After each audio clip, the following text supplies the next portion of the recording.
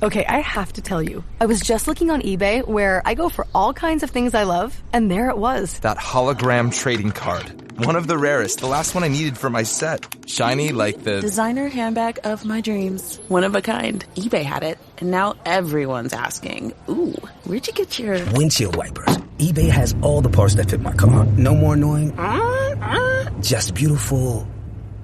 Whatever you love, find it on eBay. eBay. Things people love. This episode is brought to you by Amazon. The holidays are here, and you know what that means. It's time to get your friends and family the gifts they deserve. Take the stress out of shopping with Amazon's great deals and low prices on a huge range of items from toys to tech and much more. Whoever you're gifting for, Amazon has great prices on everything you need this holiday season. Shop Amazon for all your gifting needs.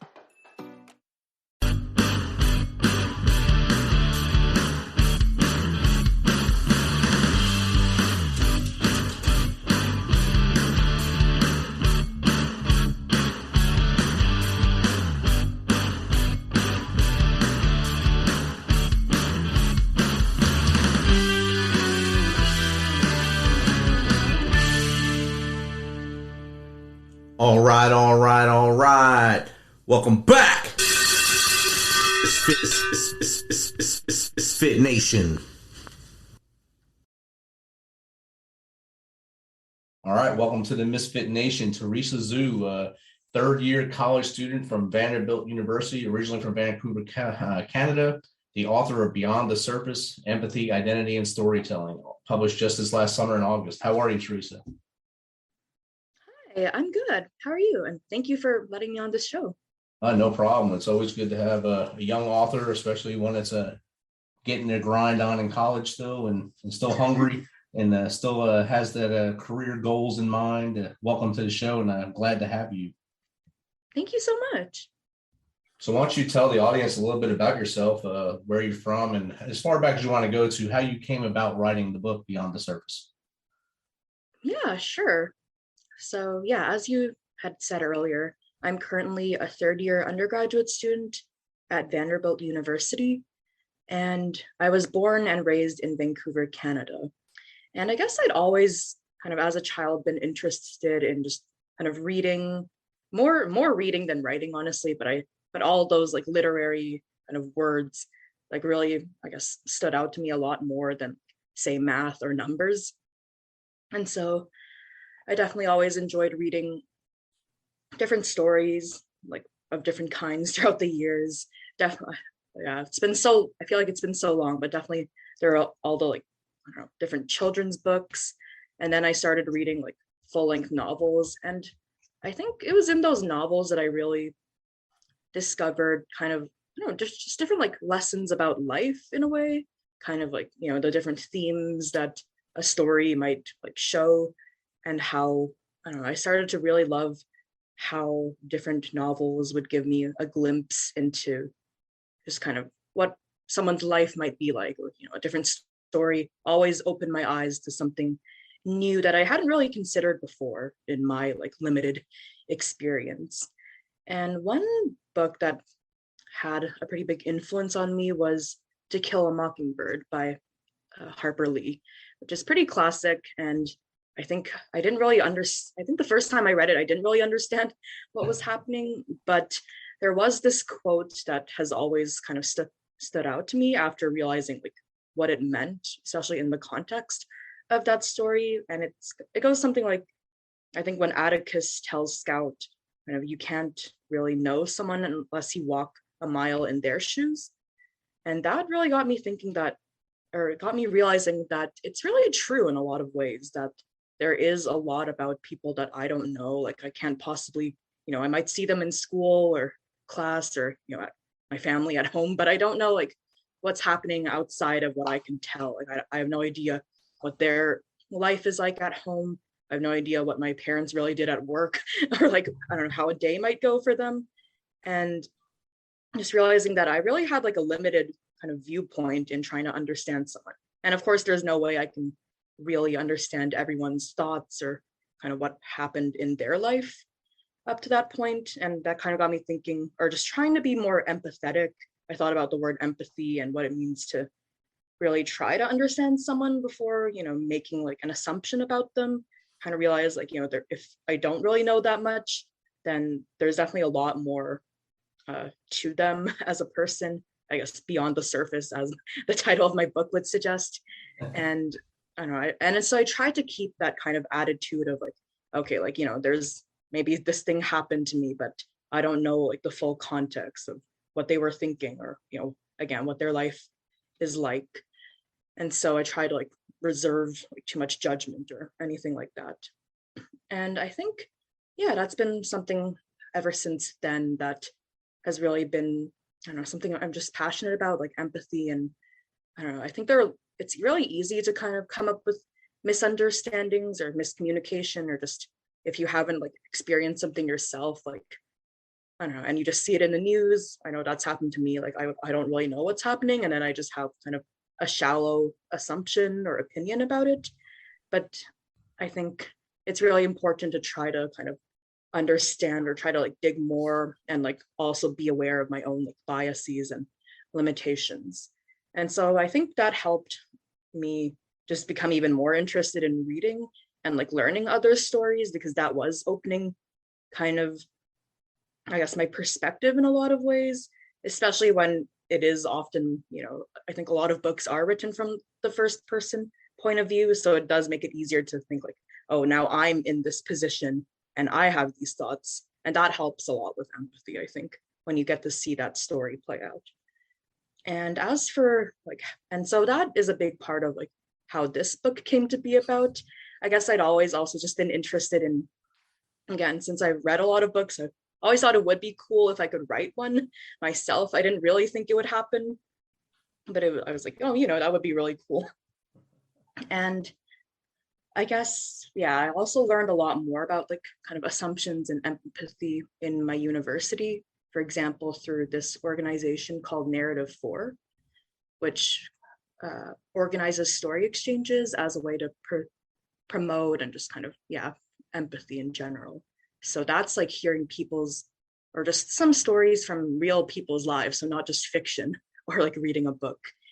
And I think, especially after the COVID pandemic first began, I guess I had more, I don't want to say like downtime, because I guess it was more downtime because I still had classes and stuff to do, but I guess I was sitting around more and like, I don't know, hearing all kinds of things on the news. So I felt like, I don't know, like I wanted to kind of share more on like empathy in general, just because it did seem like there was a lot of fear and misunderstanding.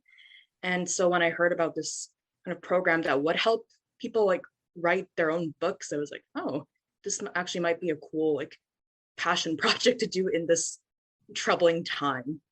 And that's, I don't know, I kept developing these ideas, and it ended up just thinking a lot about my own experiences. And that's kind of what led me to this point. It's a good journey, and the eye-opening of empathy at an early age is rare these days. And you had it at an early age because factors in your life that made you see it. A lot of people rush to judgment on people all the time, even if they see something on the news. Like you said, you had that shallow opinion of, oh, that guy did that, or that girl did that because of X. Yeah. But you don't really know what caused X to happen, or what is going on behind their closed door, or that they don't share with the public, that made them have that bad day, or that person that's in line in front of you in a restaurant that's just going crazy for whatever reason it is, because their ketchup wasn't there or something. And you're just sitting there saying, wow, what's wrong? And then you take that step back and say, maybe that person just needs a hug, or maybe they just need a hand up instead of to be put down. And I think addressing empathy in a book is probably a great way to show others that you have to have a little bit of it, at least a little bit of it, to get through life without being judgmental. Yeah, that was very well said. I think that, that's a great point. And I think those are kinds of examples that I thought about, that, people might have, bad days, or like one instant doesn't like kind of define just who they are or what they're like all the time, for sure. And like you said, in the last 2 years, we've all been kind of hyper focused on everything that the news has said. Oh, the pandemic's going to kill you. Oh, it's going to do this to you. And these people are wrong because they're doing this. These people are wrong because they're doing that. And that's what everyone's focusing. You got to pick a side somewhere in there without even having any education on either side. but you have to pick one or you're wrong automatically. How did that factor in? I mean, I'm sure you've had some experience, especially on a college campus.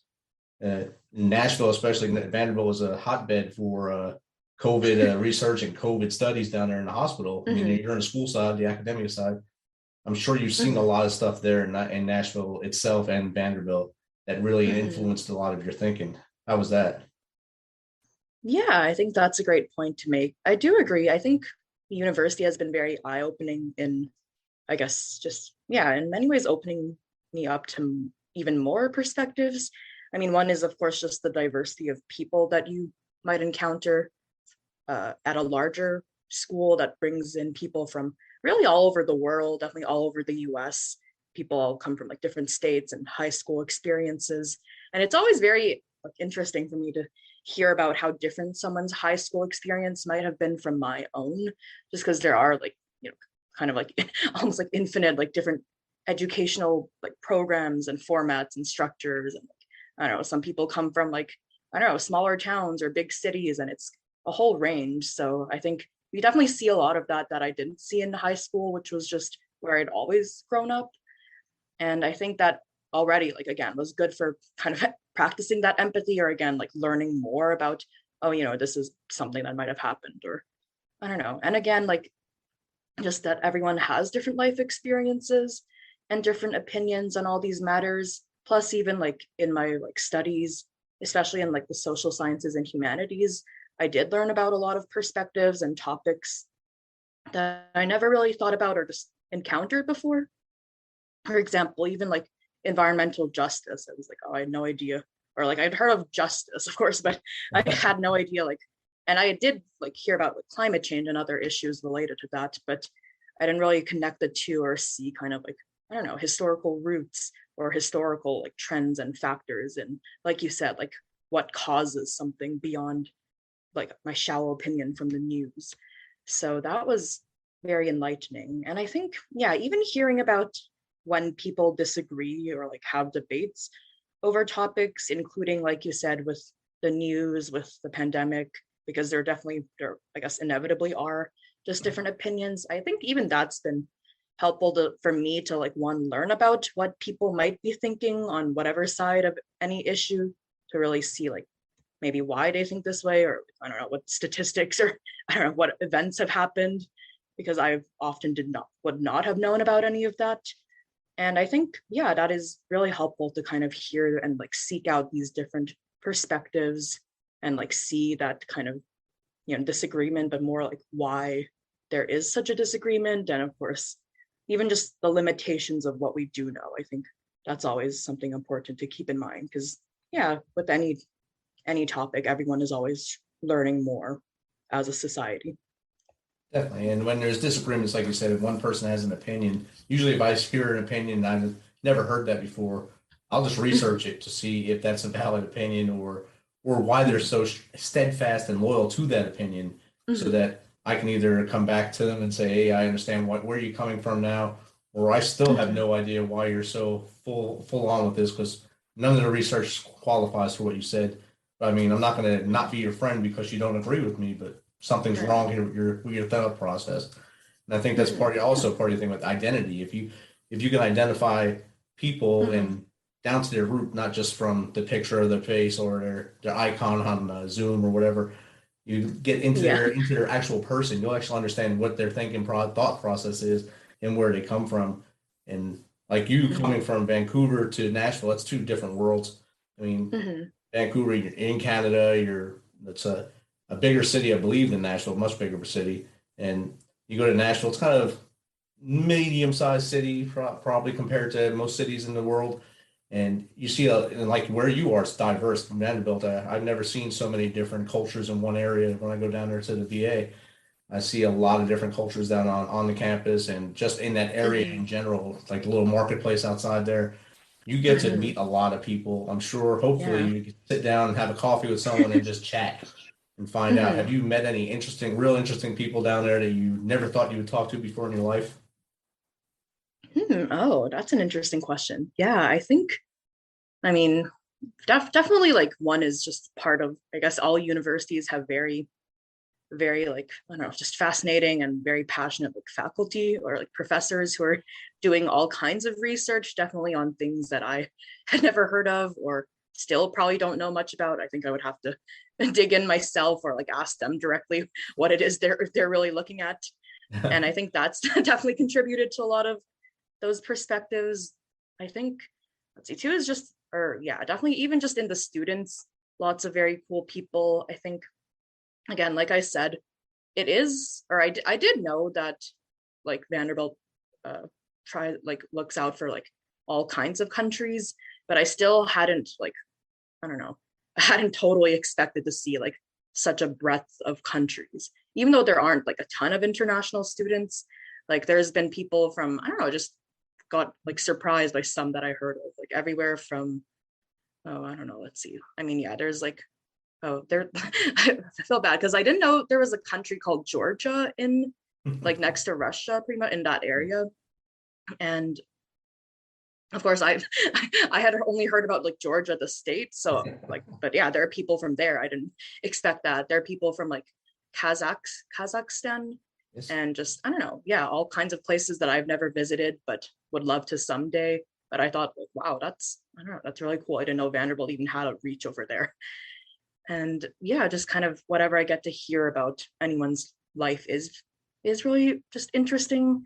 But also, even though, like you said, there is so much diversity, so many different cultures and languages that might be represented, or just, you know, whatever state they're from or school background.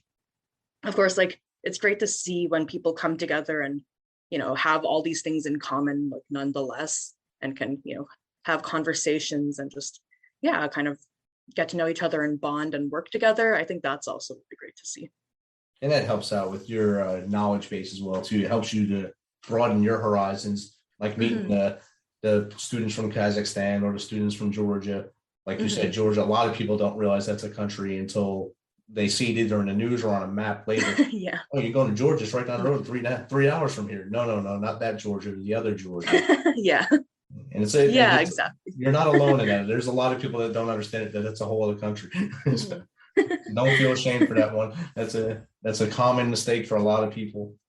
Yeah, and I think that's why, like you were saying, it's so, I don't know, nice to like just try to like learn from others and like kind of open your mind when you do hear about these things. Like, oh yeah, and then you can kind of accept that as like, I don't know, part of your new like, I don't know, store of knowledge or something. Broaden your toolbox in your brain there. How many different countries you visited just on campus? Exactly. You speak to the student from Georgia, learn about things that they do there. Like, wow, we would never do that in our hometown, but that sounds pretty cool. I'd like to go see that or whatever. And that kind of broadens your horizon as well. So you have 3 majors, sociology, English, and then an interdisciplinary major called medicine, health, and society. What made you choose that grouping of stuff? Oh yeah, that's a great question too. I guess I'd always, I think I went into college thinking I would major in English already, just because, again, like I said, always been interested in reading and in writing as well. And I think it was, I think especially in my last couple of years of high school, I thought English was my favorite subject, although it was definitely, I don't know, I think it was always like a love-hate with all of the subjects, just in terms of the schoolwork, especially as things got busier. But I knew I did really enjoy kind of that, just when reading books, but also even just like, I don't know, like analyzing them and like kind of writing about them. Like I enjoyed like the discussions and everything. So I decided to go with that. But then I guess when I got to college, I realized that there's a lot more than I ever would have imagined. Way more subjects and more like opportunities to explore very interesting classes on more specific topics than just kind of like very, something very broad like history or like math, or, they have like different specializations within those areas. So I really wanted to like explore more because I still wasn't totally sure where my interests lay. And I think, although I did know that I think I was mainly interested in social sciences and humanities, just that kind of more like, I guess, linguistic based or kind of understanding people. That was always interesting to me. And again, probably partly from just empathy and like reading more stories and wanting to know more about people. So I mainly focused on those areas.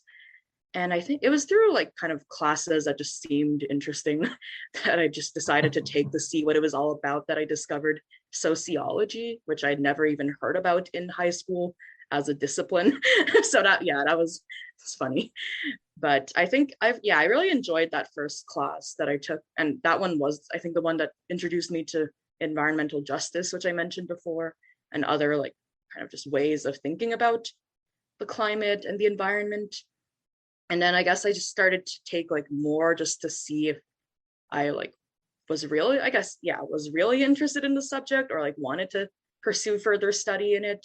And I think, I started to realize that what I had always loved about reading like stories was also very sociological in a lot of ways, because I always really loved, again, like going, like saying like that I would discover kind of life lessons or just more about what life can be like from those stories. I think I was realizing like, oh, I just really wanted to know and learn and understand more about societies in general, how they function, or like, just a different approach to looking at those, what that looks like in someone's life. And I realized, oh, that's like something I've just always been interested in, but I just never knew how to articulate. So sociology seemed like a great fit in that sense for understanding like the social sciences in general, but also just how different societies function, different ways of thinking about that, and many ways of like thinking about identity too. And I guess, medicine, health, and society was also something that had been I hadn't really considered at first, because I wasn't thinking of pursuing medicine as a career. But I think somebody who also was not planning, like was not pre-med, had recommended it as like really something that had been like, I don't know, just represented a lot of their favorite classes, and they'd learned a ton. And then I think after like I took some, I also realized like, this is really interesting to me as well. It ties in well with sociology, because it kind of gets at the social aspects of health as well, and just all kinds, really, again, since it's interdisciplinary, there are all kinds of perspectives about health and like healthcare systems, and I don't know, even like philosophically what that means. And especially with COVID looming at that point, I was like, I really do want to learn more about health in general, because it's just a really important part of life, and I don't know, something I might pursue. Who knows? And a couple more little majors on here to help you out. Yeah, maybe. So if you sat down with a young, say, high school student now, and they wanted to become an author, what advice would you give them? Oh yeah, I guess high school me would not have believed me if I tell them now that, hey, you actually like wrote a book. I guess one thing is since mine is kind of like a memoir, but also just, I don't know. Yeah, I would say like, I don't know, it's kind of like a mix of genres, but mainly like a memoir based on my experience. That was something I didn't even know about in high school. Like I thought basically it was only like, since most of what I read as like novels were fiction, that if I wanted to be an author, that was pretty much the only way to do so. And I like creative writing, but I didn't think I would have like, or I guess I wasn't always inspired, or didn't feel like I had ideas to like, ideas for some cool original story to bring out to the world. And so, I didn't really consider that as a path. But then I discovered like kind of more other nonfiction types of writing, such as, and this is something I learned in university, like personal writing or personal essays, which is kind of what I was trying to follow for my book, just kind of writing about my own experiences, but also in a more creative, like not just a formal academic essay type of format. And I thought that, I don't know, I guess I really enjoyed that even more than like kind of short stories or poems that I had written in the past. I thought, I guess I was learning more about myself as well.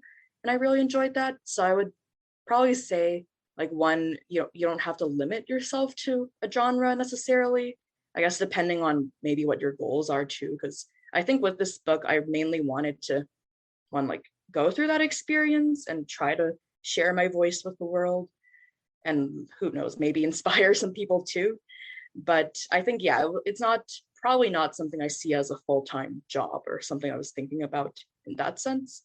But I think, yeah, so I guess with that context, I probably would say like, you know, you don't have to put a ton of pressure on yourself to kind of like write the perfect book or like have this super original, I don't know, new bestseller story that, and only like you, and only then can you possibly publish. Like you can kind of consider what you've already learned from your life, or just, I don't know, like think about why it is that you might want to write a book, and then kind of, I guess, yeah, go from there, I would say. So you don't have to like limit yourself to genre or type of story, or even like, I guess, age or other considerations, depending on what it is you're looking for. And it can be very like self-exploratory, or just, yeah, anything you're passionate about that you just want to get out there.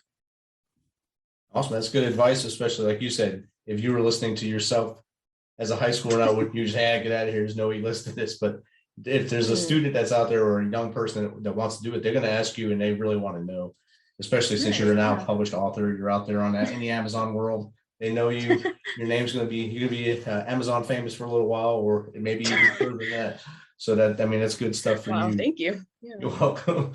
And how does someone get in contact with you if they do want to have you on their show, or maybe just get in touch with you to see how you want to through the process of writing? Oh yeah, sure.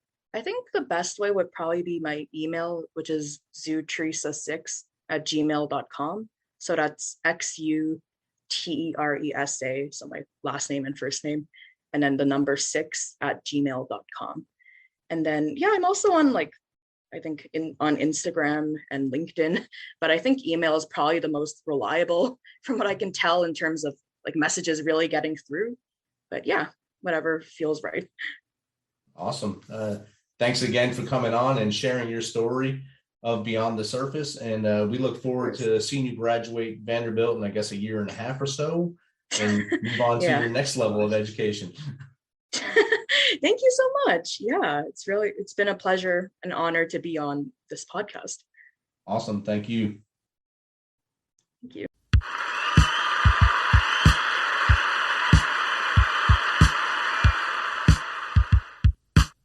You know how we do this. Thanks for taking some of your time to spend with us on Fit Nation. Be sure to hit that subscribe button and share the link as much as possible. If you want to, please become a supporter to help us carry this thing on. We appreciate you. If you know someone that brings that energy, has a great story, is an up-and-comer in the industry of music, in the arts, have them reach out to us on themisfitnation.com. We will get back to them within one day and get them on here so they can share their story with the world. As always, till next time, be humble, stay hungry, and keep hustling, because we are Fit Nation.